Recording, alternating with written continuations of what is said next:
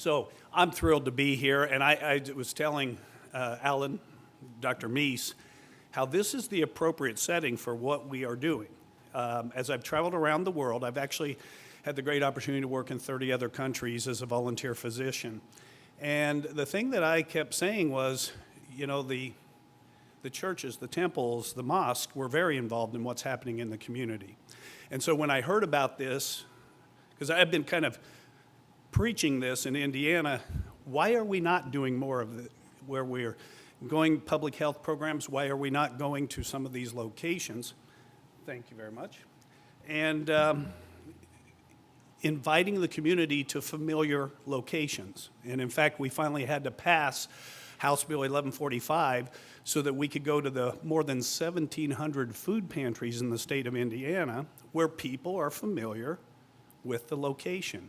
It's a fearful thing getting in your car or getting a ride down to the medical center in the big city. Many of the people they haven't had that experience before. So it seemed to me, let's go to where they are. And again, that was our solution, was to finally create a state law that allows us to go do that. Well, today what I want to do is talk about making a difference. And the more I've listened to all of the talks last night and again today, I think it's going to be a real neat fit, and it should be fun. And this is a packed deck here for you. I have to tell you, it was hard for me to rule out my slides because I just thought you needed to see them. So this is like Dr. Chuck's vacation over the last 30 years. Now, I have a great friend, Scarlett Kramer, who I think captures Mother Teresa better than anyone, and this is a drawing that she did of Mother. And I have this firm belief we all have gifts. We just need to be invited to share those gifts with others. And I went to Scarlett and I just said, Scarlett, you don't know how important this particular drawing is to me. First of all, it's Mother. Secondly, I was explaining that when we had the small hospital on the north side of Indianapolis, we got these little babies, the growers, the NICU grads. They came out of the newborn intensive care unit, and they had not really, their lungs were premature, they were premature. How do we let them develop in as normal an environment as possible? And it was fantastic at our hospital. We'd have those kids wrestling around on the floor, playing with each other. I said, as long as they don't pull the cannula out, that'll be fine.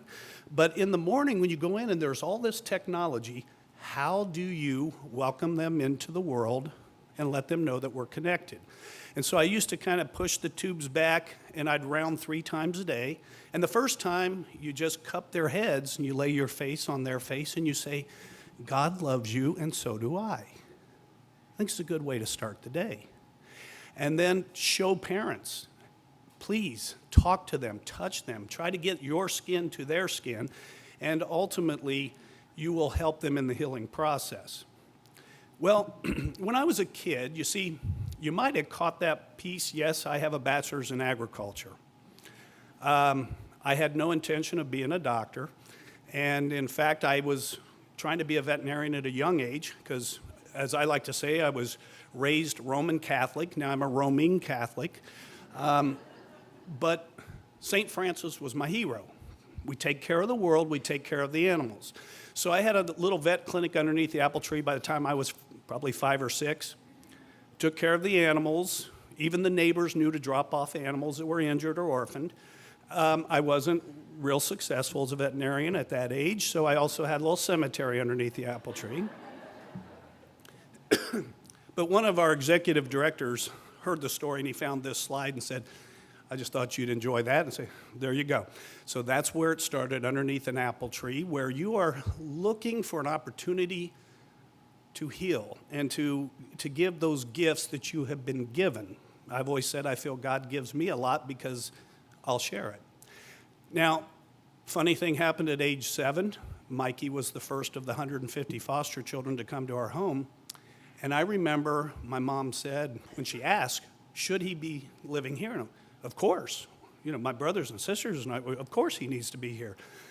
And I just remember going, he doesn't have a mom and dad? He doesn't have a home? I mean, I thought that was a boxed set. Just couldn't believe that that was possible. So again, it was a wonderful way to grow up. And eventually, and I love saying this too, I know we have mothers in the room from previous questions. We do listen to what you're saying. It eventually sinks in, but sometimes it's a bit slow. My mom kept saying, have you ever thought about being a pediatrician?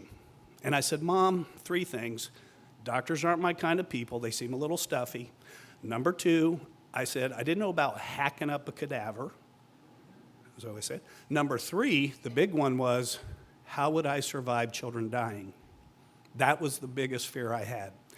And you will discover here in a bit that that was a crossroads that I had to come to at some point.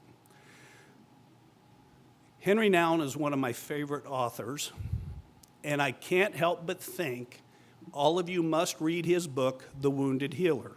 He also co-wrote a book on compassion. And when we look at the numbers in a room like this, how many have 3 or 4 ACEs?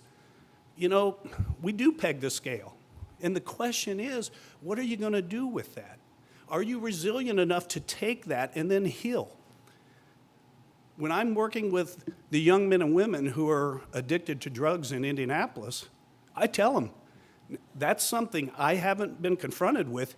I need you to get better so you can go retrieve your friends. And I will help you, but you must be the one. They will listen to you. They're not going to listen to me. You've had that experience. And that's an important part of the fact that our life isn't a possession to be guarded, but rather a gift to be shared. So Henry Nouwen, Wounded Healer, strongly recommended. Oh, so I mentioned I'm fearful of children dying. Ironically enough, first child that I was ever asked to take care of at Riley Hospital for Children in Indianapolis, Abby Lauder. 3 years old, she had acute lymphocytic leukemia and lymphoma, and she was going to die. Very first patient ever assigned to me. And what Abby taught me was the need to be present. I'm going to go through the 12 principles that the children taught me to really be a mentor, to be a healer, and to be a champion for kids. I noticed something. When we were certain she wasn't going to make it, we stopped spending our time with her. Those same people that came around and had fun and played with her and told her stories and joked with her, and we just rounded quickly past the room. Rounds were much faster when you went through that area. And that was pretty clear to all of us. Eventually, the research proved that. And I found myself thinking, boy, this is the scary part that I was fearing. But I also thought, how scary is that when you're 3 years old and these people are avoiding you? Something must really be bad. Children have great perception. And so I thought, I'm just going to stay after work each night and read to her, which is what I did. I would sit at the bedside and read. Eventually, the phone call would come from the attending physician. The nurse gets off the phone. She came in and said, Dr. Chuck, you're supposed to go home. Because they were certain that when she died, I'd be devastated. And I have to tell you, I was pretty certain of that too.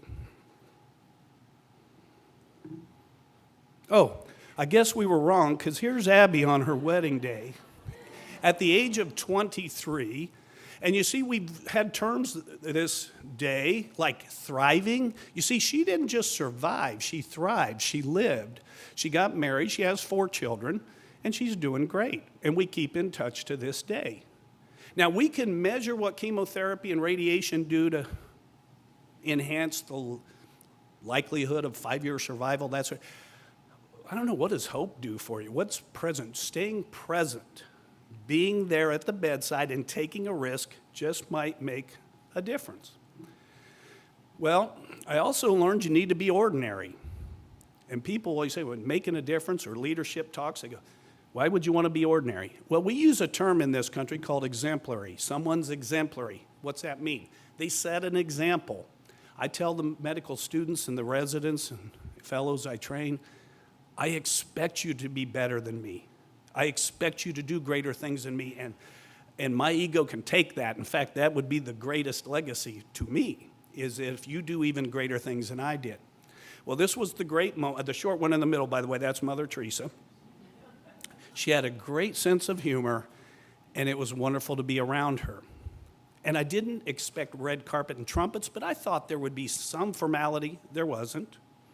She steps out. She had nowhere to sit to talk with us except right next to me. That's a good deal. And you know what she said to us? Never, never abandon your patients. Be there as a symbol of hope, particularly in those that you cannot cure. And she specifically talked about HIV infection and AIDS at that time, which again would have been spring of '97. Heck, I'm a peds rehab doc. We don't cure any of our kids. Our job is to reduce impairment and reduce disability and help kids find what their purpose is. So that was significant. Here's what I learned though.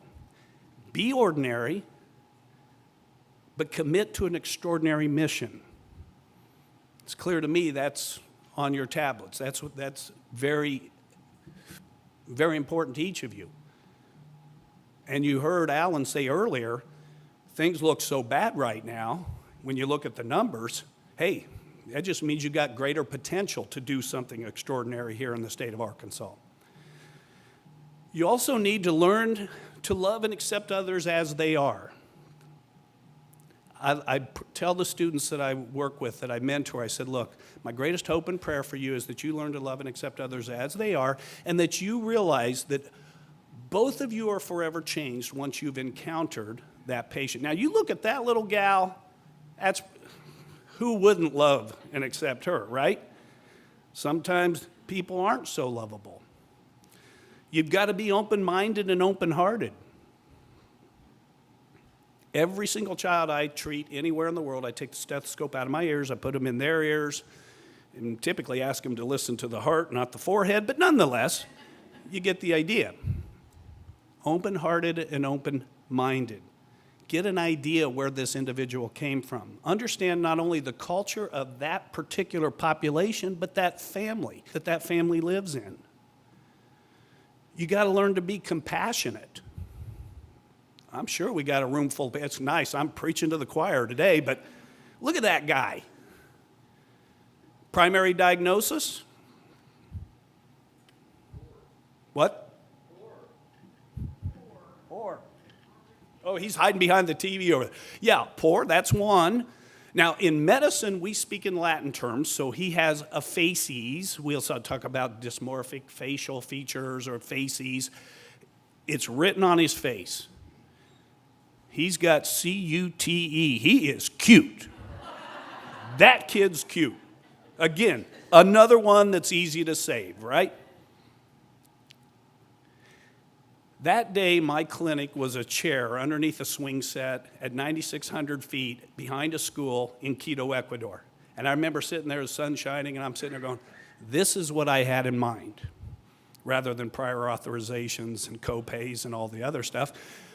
Just taking care of kids like this. I came back I grabbed a quick sandwich, I come back, he's leaning on my chair, I look down at him and I said, hola, and he looks up and goes, hola.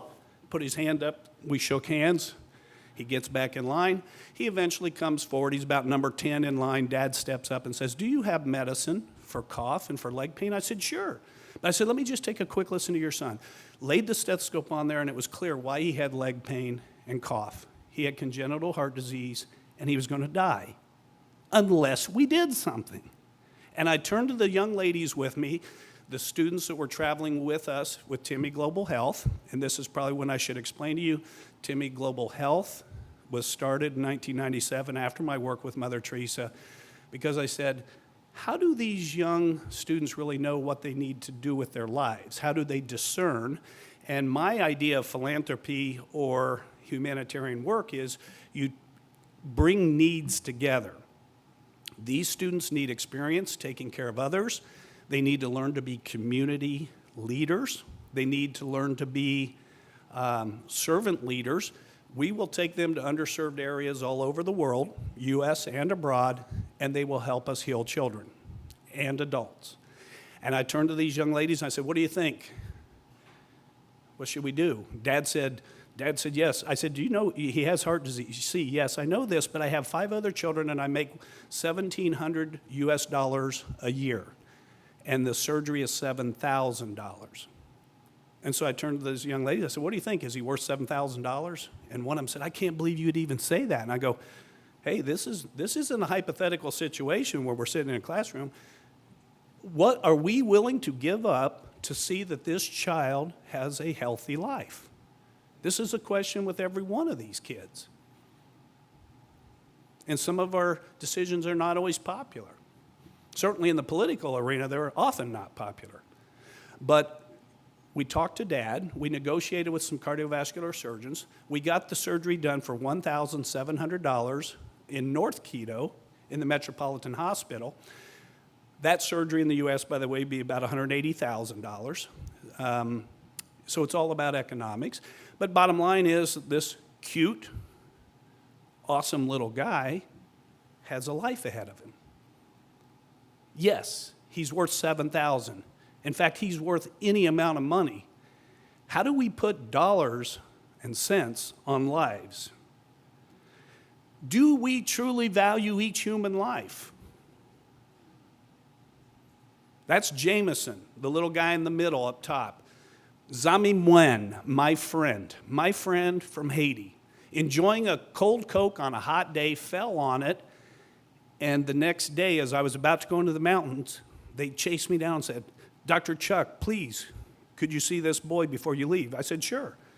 The entire glass ring at the top of the Coke bottle was still in his hand. He would have died simply from enjoying a Coke on a hot day. And it was very traumatic for us. You know, we pretty much had to pin him down. We had limited anesthesia, but we had to remove that glass. The little girl to the left there, beautiful little girl who was a Kosovar refugee. I was staying in a partially built hotel, taking care of these kids. And you're thinking, it's we adults who keep ruining things around here. Now we've got this battle going on. She doesn't look too threatening to me. And then that's Ian, by the way, my buddy over there in the wheelchair. Ian was a trip. He understood. See, he had all these central line defects. He had had 26 brain surgeries by the time he was 5. And then Medicaid of Indiana denied him a wheelchair. I said, did it ever occur to you he might survive 26 brain surgeries? Now it's time for him to go to school. So instead of a wheelchair, we went and got the engineering students. We started a program called EPICS, E-P-I-C-S, EPICS program with some Purdue and IU students. We built a battery-powered Jeep. Peg Prego Toy Company threw in. The people who built the wheelchairs gave us components, and he drove off to school in a really cool-looking Jeep. And now that program has spread. It's at Purdue, Rose-Hulman, Notre Dame, Ball State. We have over 600 students at Purdue alone. So you see, we can do these things on a dime, but you got to have the right people involved in that. And it's great to go get the students to do that because they've got a gift to share. And we take that energy, that innovation, creativity, and say, let's go do this. Let's fix a problem for one of them. And then we got another kid and another. And now they're helping us redesign our children's hospital. And then this other gentleman here after the earthquake, down here on the right, this man, I took one look at him and assumed, you know, he's got HIV infection, he has AIDS. You see, after these horrible things that happen, it's not just the trauma of the earthquake, but it's all of those things that get escalated because you can't deliver the medications. And you can see people can easily stand over, well, have he made life choices better or this and that? No, as healers, we have to put our biases aside. What we have to understand is that compassion is communal. We built a school over in, this one is in Nigeria, in the Niger Delta, and 260 students attend a school that costs us $14,000 to build. And the tuition there, and that great-looking pink school uniform, which are made by the ladies in the village, it's just similar to the University of Arkansas. It's $51 a year tuition. And one of the things I've been reading more and more as I look at theology and philosophy and try the world leaders, Thich Nhat Hanh, who is a Vietnamese Buddhist monk, I was reading where he has some great books on the way to walk, the way to love, how to breathe, etc., just some basic stuff. But karuna is the Sanskrit word which means sharing, removing, and transforming suffering. See, to be compassionate's not enough. It's a good start. But our role, ideally, is to take those aces that we've been dealt, and typically, 4 aces in your hand's a positive thing. In this case, it ain't. But you take those aces and you go to a place where someone's suffering, and you can say, I know where you're coming from. I've felt that. I understand. I experienced that as a child. Makes a huge difference. The karuna has already begun.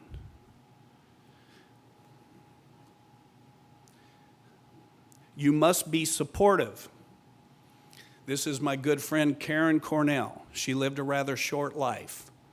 She had Larsen's syndrome. 73 surgeries by the age of 23. She was vent dependent at night. She came to Champ Camp, a camp that we've been running now for about 28 years for kids that can't breathe. And she was told in high school, she's a straight A student. Her voc rehab counselor said, Karen, due to your disability, you need to learn how to do handicrafts in the home or maybe work at McDonald's. She had a different idea. She went off to college. She was on the dean's list every semester. She went on 9 Timmy trips to 7 different countries. Here she is healing children in Dominican Republic. You see, you cannot judge a book by its cover. I mean, this is it. I see it way too often. And you'll hear the old thing, well, teach a man to fish, you'll feed him for a lifetime. Give him a fish, you just feed him for a day. Well, you know what? I'll tell you something. A lot of the people I run into around the world, you start with a fish fillet. The fact that they are starving, let's resolve that, and then let's work on empowerment. This was actually down in Haiti. 14-foot diameter, it's only about 4 feet deep. You see, we don't have Mrs. Paul's fish sticks in the local grocer. 5,000 tilapia fish growing in that pool there to feed the children at that school. These things are doable. They're very doable. And you got to understand that everyone has ability. This is Martine. He had a song in his heart, and there he is getting it out. And I used to have people travel with me. I don't know anything about medicine. Great, because I don't need high-maintenance people on these trips. We doctors, we write a script, someone goes and gets it for us. No, we're going to just take a look around. What do we have? And we're going to fix this. Well, I used to say to the people, I said, are you pretty good at shopping? Yeah. I said, well, great, let's go. We're going to the music store. We got that guitar for $24. We got those 2 drums for $11 each. They had been renting the musical instruments for their music therapy program for the kids with disabilities. I also believe in empowerment, not entitlement. But how do you get to empowerment? See, we started Little League Baseball. We had karate programs. You can see, pretty fierce-looking dude there.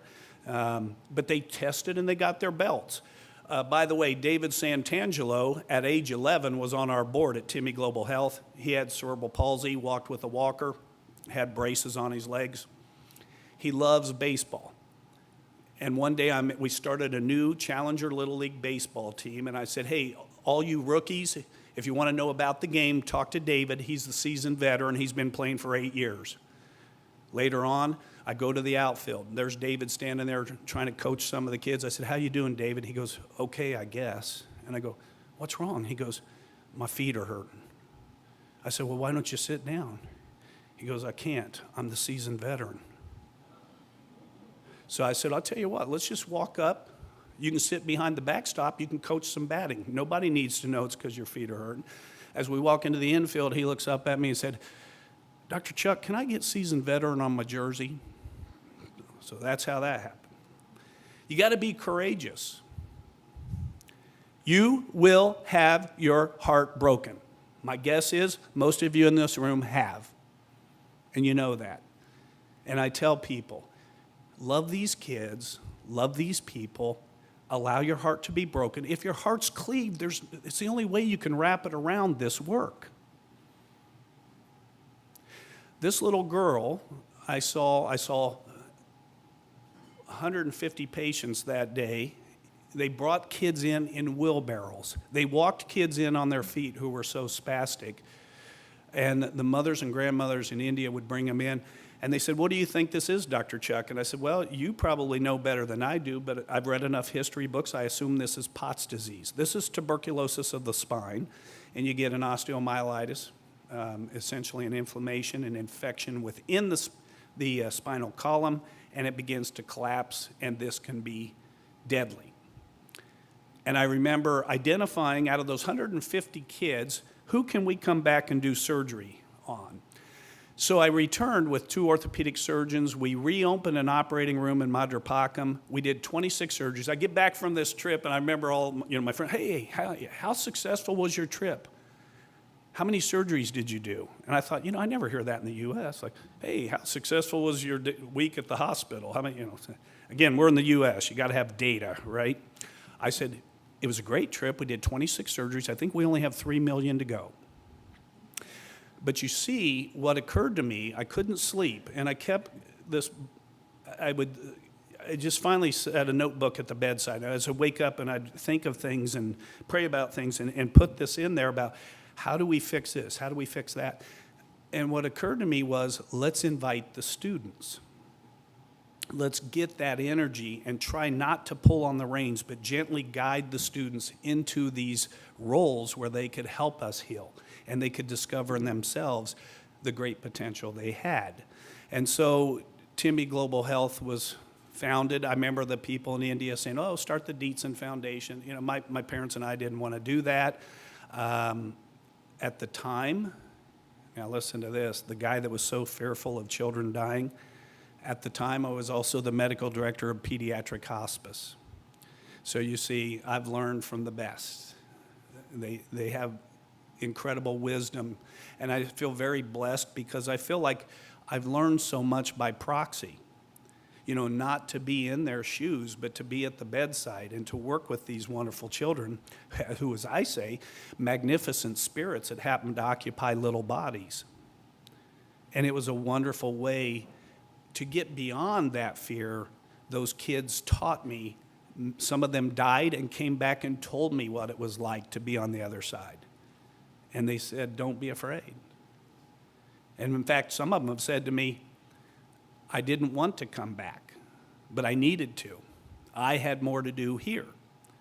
So mother, sometimes we would be debating different budget constraints at the hospital. I had this taped to my mirror, so I had to look at it every morning.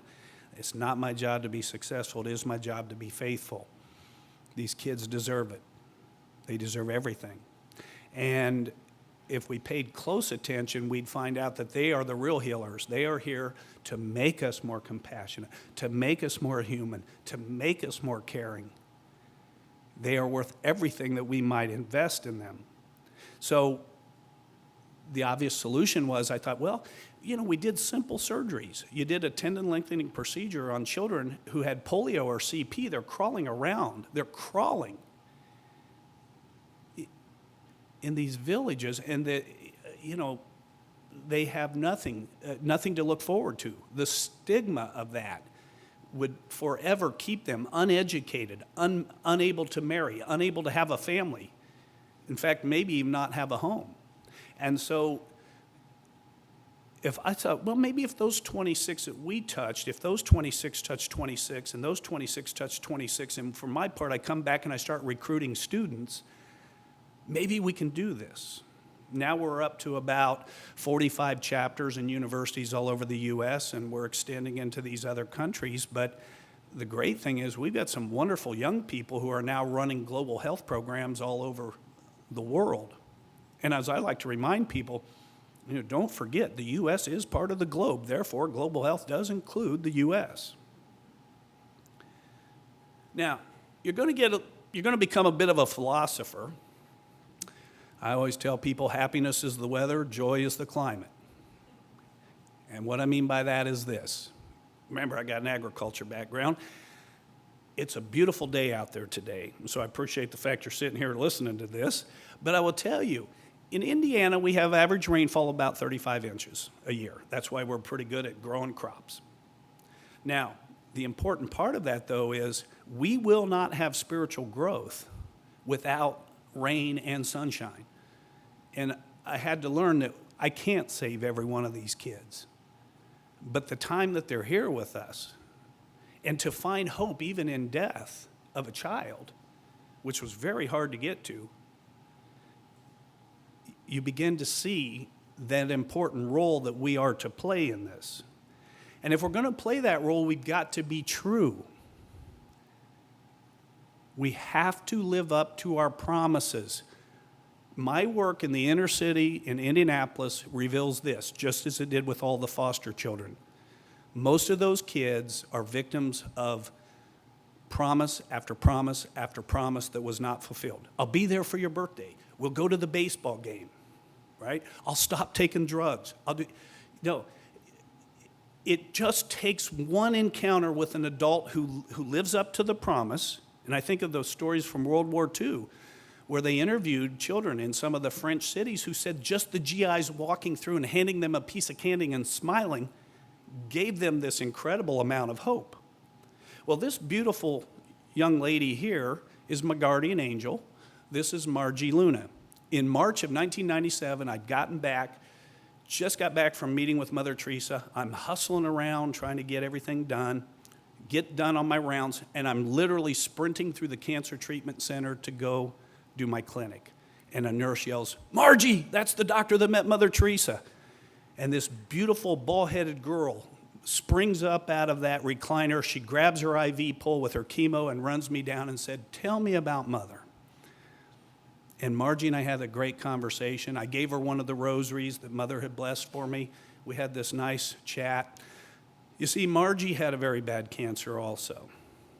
And her wish was going to be granted by Indiana Children's Wish Fund. She was going to get a Versace gown for the prom. I always love saying that because the guys are like, okay. And the women go, so it makes sense.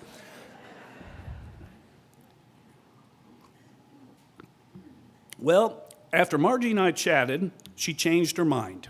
And she decided instead she wants to go with me to take care of Mother Teresa's children in Calcutta. So we had to make some arrangements. She got there in February of 1998 with me. Mother had passed September 5th of 97, as you might recall. But Margie got to visit her tomb. One of the nuns gave her a rose from Mother's tomb. And it was wonderful to see Margie surrounded by these children in great need with a beautiful young lady who had a short life to live, who had a great need to give to them. We got back from that trip, and within probably 2 or 3 weeks of getting back in the U.S., she's riding with her mom. She shifts her weight, and her hip fractured. So we knew the cancer was back with a vengeance. And this was very difficult. She became like a daughter to me. She had been born in Quito, Ecuador. Her father was down there. Her mother was from the Indianapolis area. And Margie, I remember we cried a lot, and we hugged each other, we talked, and she said, "I promise you, I'll be your guardian angel." And I said, "I promise you, we'll take care of the kids in Ecuador." So you see, people keep saying, why such a commitment to Ecuador? Why did we build a 139-bed hospital in Ecuador? Because I promised my guardian angel. And if you knew Margie, she was pretty darn mobile with her chemo attached. She'll be flying down here and kicking me if I don't get this going. We have to deliver. In India, I had a wonderful experience working with the Tamil people. We said we could do this, we could, polio vaccinations, we can do some of this, here's the idea, we'll do these clinics. At some point, the elder raised his hand. The Tamil elder raised his hand and he said, "My people know your people. which is, it's a given. We will go forward. No need for a written contract, you see. My people know your people. We need more of that in this country also. We need to state it, we need to do it. This is my buddy Wilkins. I get a phone call, I'm heading down to Haiti to do some clinics. Hey, can you stop in and pick up Wilkins? He's got a horrible infection after he had foot surgery for club feet. We need to get him back here to the US, or he's either gonna lose this one foot or he may not even survive. And ultimately, this beautiful kid, he came back with me. Amazingly, they got the visa done in 3 or 4 days, and there were his feet. He ends up learning English quickly. He's now back in Haiti studying to be an English teacher. Now, you gotta be selfless. All of the great religions say, you need to be selfless. Of course we do. I'll tell you this, people who are really, really depressed, who are in a downward spiral, they've lost their connection to other people. I've never understood that people don't understand the interconnectedness of all of us. I was so thrilled that my mom and dad, although we didn't have the means to go out into the world, my mom and dad welcomed the world into my home. Those were my brothers and sisters, not my foster brothers and sisters. Those 150 kids were my brothers and sisters. And it didn't matter what color, what shapes, what sizes, what abilities, disabilities, what gender. It was a great way to grow up. Well, Padre Carolo, I meet this great guy down in Ecuador. He was the priest that did Margie's memorial mass 1 year to the date of her death. He takes me to this location. He said, Dr. Chuck, it will cost me $500,000 to build this hospital, a 100-bed hospital for $500,000. He said, I had $100,000, so we bought the land, put in the drainage, built the foundation, fenced it in. He said, now I pray. I said, hey, could you come back to the U.S. and be my CFO? Because I like the way you think, which in this case I think is chief faith officer rather than chief financial officer, but nonetheless, I like the way he thinks. And then, you get into this philosophical debate. Is any act truly selfless? Sarah Boland, a student down at North Carolina, heard me speak, and she challenged me on this. We had this great conversation, and you know what we decided? We hope it's not. We hope it's not truly selfless. We hope you love what you do. I've got the greatest job in the world. I'm the caregiver of my spiritual leaders. You can't beat that. It's a wonderful thing to get that role. And the ability to step into an arena with the right resources to change something for the better, heck, I might be the most selfish person in the world. It feels pretty darn good. And there's the 139-bed hospital. It ended up, the economy plunged. It cost us $7.2 million to build that, which in this country, we could have built a nice 2-bed hospital. We're right around 3.2 million now, I think, for every, if you're going to build it's about 3.2 million per bed to build a hospital in this country. And preventive health, yes. People said, what, you're a doctor. Why are you interested in schools and houses? It's called childhood development. It's called public health. It's called common sense. You have people living in places like this, and for $6,500, you could build this wonderful house where they had indoor plumbing and a stove and all those things. Why wouldn't you do it? Sometimes you've got to rebuild. Colts are struggling this year, but thankfully I've got some wealthy friends who help me make things happen. One of my buddies he calls me up like midnight, which when John and I used to play football together as quarterbacks, when he's calling me at midnight, I'm assuming I got to go get him out of trouble. But in this case, he had been at a fundraiser and bought 1 hour at Lucas Oil Stadium on the field. And he originally thought, I'm going to get the whole football team back together. Instead, he said, hey, it occurred to me, we got to get your kids out there. And there it is. And you got to be vulnerable. I already mentioned, you're going to get your heart broken, all right? Let's just accept that. Champ Camp, I mentioned, we've been doing this for 28 years. These kids used to live in the hospital. They didn't even go home, full-time vent dependent. You see, we didn't talk about, Whoever thought they might survive, one of them now, 30 years on a ventilator. He does public speaking with me. He's died 7 times. He now goes around and talks to people about what it's like to die. But this, as you see that funky looking saddlebag, it happens to be the old LP-10 ventilator. Some of you might remember those old home vents before the LTVs came out. And then this is Erin with the horse. Erin Elzia, Hurler syndrome. She's from St. Louis. She came to camp when she was 12. You know why that was significant? Because her mom and dad were told she will not live beyond the age of 12. She made it to age 17, but I remember going around and I said, I was carrying this little recorder because I wanted to capture their voices. I go, Terry, how do we make camp better next year? So I go to Erin. Erin, how do we make camp better next year? She looks up, and I think s'mores every night. No, hot air balloons and race cars. These are the people you should hang around with. Let them motivate and inspire you to change things for the better. And I looked at her and I said, ooh, Erin, I don't know. I might be scared. And she looked up and said, don't worry, I'll go up with you. Now, I call this the hospital board meeting. I love this photo. I didn't shoot it, but I was so pleased to see no child is exposed in this picture. How much have we talked about family and community? Family and community. And I kept saying, in the book, I said, when I was growing up, family, church, and community, none of those were 4-letter words. Neither is temple, neither is mosque, etc. These are community centers for a reason. Most of what happened in South Quito was initiated by a very benevolent dictator, if you ask me. Padre Carollo made great things happen. Now, what's fantastic about Ecuador, everything is done in community. It is all about community. As you can see, even the potty training is done in community. When I was a kid, I used to pray this prayer, and I said, I didn't even know what I was really asking for. I said, make me weak enough to feel the pain, but strong enough to help. And then I learned, help me feel this. If we don't have empathy and compassion, we cannot meet these people at the level they are. And never forget, they will help heal you.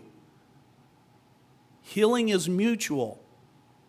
I was glad to hear we had such a high percentage that had the high number of ACE scores. Because if you're going to send people out to heal one another, by golly, they better have some experience in that area.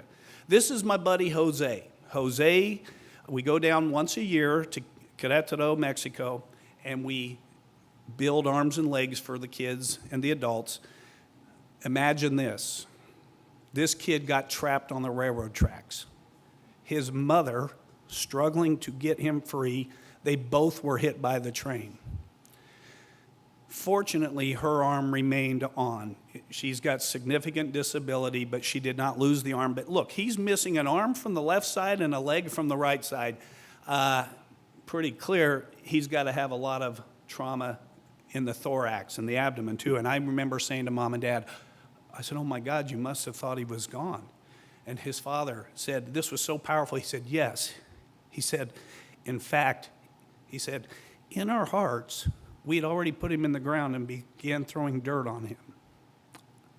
And all of a sudden, this kid woke up and he yelled, I want to live.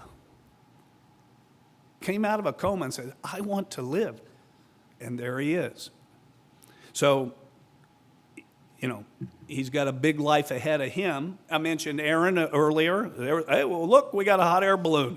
And look down at the ground there. Isn't that great? An empty stroller, an empty wheelchair. That's what it's about. By the way, that balloon is wheelchair accessible. And there we've got the race cars. And this little gal, Kathleen there, incidentally, she has a very bad neuromuscular disease, but she has the strength that she bamboo bags herself and steers the race car as she races around the track. So once again, these are the kind of heroes that you really want to pay attention to. And be amazed. It's another good reason we're in church today. I'm telling you, we are arrogant scientists. I mean, we can explain what we can measure, but we can't measure everything. We cannot measure love. We cannot measure compassion. We cannot measure so many things that are far more important than the things we measure. Now, you might have heard a rumor. It's true. I had a 5-year stint as a bad guy in pro wrestling. I was Dr. Doom.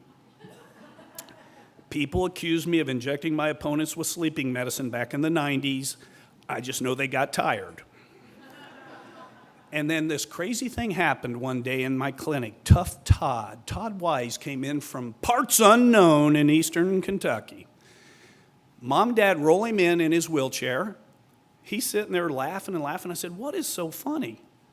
And they said, he's been dying to meet Dr. Doom. And I said, oh my gosh, he already knows that story. So I take the history. Mom and Dad are both there. He's got real bad spastic cerebral palsy. And I said, okay, why don't you unbuckle him and I'll just suplex him onto the mat here and we'll take a look at him. Mom goes, okay, she unbuckles him. So I just grab his belt and jerk him up out of the chair, and he's so rigid with spasticity, he comes up, and I thought, it ain't gonna hurt him. I stood up, got a reverse headlock, and flipped him over, vertical suplex onto the mat. And he's sitting there laughing so hard he can't breathe. I sit up and look at Mom and Dad, who are like, we went to the wrong clinic.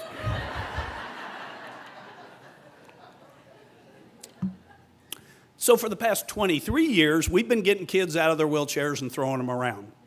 If you go on YouTube and Vimeo, you'll see some of this. But here's Ben. Ben's got CP and autism, and he looks like Mighty Mouse here. He's throwing me around. That's my buddy Cargo. He was a rugby buddy of mine. He looks more the pro wrestler than I do, but he's 6'7", 340 pounds. He said he climbs in the ring and people start laughing, and he goes, hey, I'm losing weight. He said, I've cut 5 pounds. He said, of course, my wife said that was like throwing a deck chair off the Titanic. But he also describes himself as tall, dark, and handsome, and as you can see, he is tall. And here's the Hammer, John the Hammer. So, believe it or not, somehow I talked hospital administration into, we're going to set the ring up in the hospital, and it'll just be some photo ops. WWE sent some wrestlers over, photo ops. I don't think they were expecting people to be getting tossed around. Blue Zombie, one of my former patients, he's sitting there, he's got so many IVs and drains coming out of him, I was surprised he was even in the crowd. And he said, tears in his eyes, I really, really, really want to wrestle. Well, how do you not make that happen? I said, what's your favorite color? He said, blue. I said, great, that's my favorite color. I go get him a mask, we put that on him. I said, now you need a name. Blue Zombie. Okay, Blue Zombie. Then he says, who's going to help me stand up? I was like, geez, I like this kid's attitude. And said, you know what? I ran over Diamond Dan, who does the announcing. I said, this is going to be one fall. The pin must occur outside the ring. So this is how we did it. So he flips me, pulls the chair forward, and pins me with the footrest of the wheelchair. And incidentally, if there are any surgeons in the room, being a rehab doc, we're totally dependent on referrals, so we try to never undo what the surgeons have done. And sometimes it can get ugly. And they may be small, but they're mighty. And you also need to be humble, because these kids will keep you humble. This is a great opportunity. In 2001, I was granted an audience with Pope John Paul II, and I said, hey, take one of my patients. Joe Flitcraft had been in a sledding accident, broke his neck, and so he's quadriplegic. And I said, people said, well, that's so sad. He had such a great future ahead of him. He probably could have played football in college, and he was going to study agriculture. Great young man.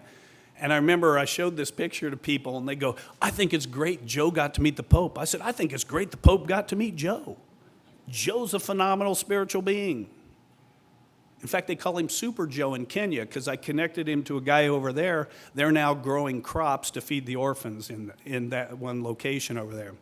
We also started Haley's Dolphin Program. We actually did this with the zoo in Indianapolis. The kids get to go and try out their therapies in the pool with the dolphins.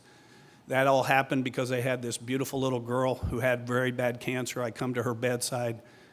And I said, Haley, I'm Dr. Chuck. And she looks up and goes, did you know there are freshwater dolphins? I said, a girl after my own heart. I said, do you know what color they are? She said, yes, pink. I said, okay, that does it. We're going to have a dolphin therapy program. Now, sometimes what we need to do is not so big. Sometimes it's a very simple solution. I don't want my heroes crawling in the village. Now look at her arms. That young lady's got some guns. This didn't happen. Her legs, her problems with her legs didn't happen from the earthquake. And a simple solution, you get her a pair of crutches and she's upright and she's interacting with people face to face. That's what you do. Sometimes it's simple. And you got to be hopeful. After Hurricane Katrina, I went down, helped out down there, and this beautiful little girl, Jasmine, she just needed to know someday the world might come back to normal. You know, I mean, when, you know, it's a real disaster if even the McDonald's is closed. And then here's this lady, Aletha, was awesome, 83 years old. She told me she got trapped on the 3rd floor in her wheelchair, so she sat there and watched the hurricane the whole night. And I said, that must have been terrifying. She reached over, patted me on the arm, and said, honey, I was living through these long before they started naming them. Now, this is a program I want to tell you about, too. We've talked about prisons today. We've talked about addiction. How many of these young men at the Logansport Juvenile Intake Center in Indiana, ages 12 to 21, how many of them do you suppose have heard over and over again, you'll never amount to anything, you're just like your dad, et cetera, et cetera. So we moved our durable medical equipment recycling program into that facility, and those young men repair and clean up the equipment to go to people who need it. And they send a really nice letter with each of those. One of them said, hey, I know things are tough for you right now. He goes, obviously I've done some things, got myself in a bad position, but I hope this and God will help you. And you just go, can't beat that. He's given back. And then you got to be an inspiration. Know this, the kids are watching us. If we're not behaving, they're not likely to behave. Invite them into what you do.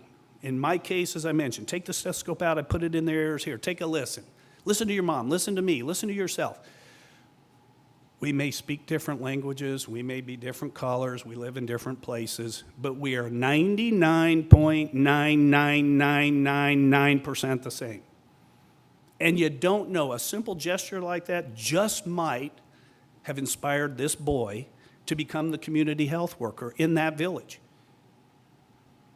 And you might get lucky someday and get something like this. This was a letter I got 2 days after my talk at a church.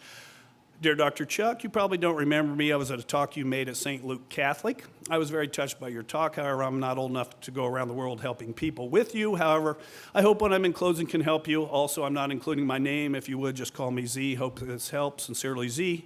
P.S. I haven't included any coins. They'd make too much noise. Those are the people you got to find. Big hearts, but some common sense, some logic, and $59 cash in that envelope. And the good news was there was a return address on the envelope. So for years, I was writing to Z. Barnstead on Stafford Lane in Indianapolis and just saying, hey, just so you know, you've changed the world. Big things are happening. You made it possible. Everyone's donating money because of your story, and we've healed all these kids. And I do look forward to the day that you're old enough to go around the world helping people with me. Then I was at a walkathon 7 or 8 years after this, walking along with this lady. I said, hi, I'm Chuck. She said, oh, yeah, I know. You're Dr. Chuck. You came and spoke at our church. And I said, and your name is? And she said, I'm Betty Barnstead. I said, you wouldn't happen to live on Stafford Lane. She said, how would you know that? I said, well, I feel like I'm betraying someone, but I would think a mother would want to know this. First of all, I've been writing to one of your kids for about 6 or 7 years. And secondly, you have a child with a really big heart. And it ended up, we found out it was her daughter. So, again, just for you mothers to know that. And back to St. Francis. We must always be instruments of peace wherever we are. whether it's in a prison system, the inner city. We've started a program now. I wrote a proposal to IU School of Medicine. I didn't think it ever happened. We have the Crispus Attucks Medical Magnet School, Indianapolis Public Schools. It's for the inner city kids. We actually put an operating room in the high school. And we do a curriculum where we take them through different cases that I've seen all over the world and say, they're much more interested in learning these things if it makes a difference in someone's life. Makes sense. By the way, this picture was taken in Russia. I wanted to go to Russia, and I was born towards the end of the Cold War. I was pretty sure if we got the politicians out of the way, we'd get along okay. And these kids, was taking care of them at the Institute of Traumatology. Also, if you look closely, the ability to flip your eyelids inside out is appreciated by children globally, so start practicing. And be an instrument of peace even in the face of war. This, I said, is the most important picture I've ever shot. Alan might call this the protector in chief. I call this the vigilant father. We must do a better job of protecting our children globally. I shot this in the Kosovo refugee camp. This man was standing there in the entry to the tent, and there were a lot of people missing. A lot of men were missing, and that's the way the world should be. And when people say to me, do you really believe I should do this out of the kindness of my heart? Yes. Next question. Yes. There is no better motivation to do anything than out of the kindness of your heart. And it's always important that you ask these questions when you go to these places. Was I invited? Am I flying at 20,000 or 5,000 feet? In other words, am I the one that's telling the message, or am I, and representing this large organization, or do I go to the grassroots level? And then what are the resources for that need? I know Nick understands this well. We've had some great discussion already, and I'm looking forward to getting involved in Arkansas here. Number 4, is this about me or the people I'm serving? It's easy to get caught up in this, isn't it? But I will tell you, just follow the kids, and what you'll discover is this. They will lead you where you need to go. And the last thing I want you to remember is this, to be thankful. Thank you for inviting me here today. Thank you for what you're doing, and thank you for what you are about to do to reach that potential of a much greater state, a healthier place for your citizens. Thank you very much.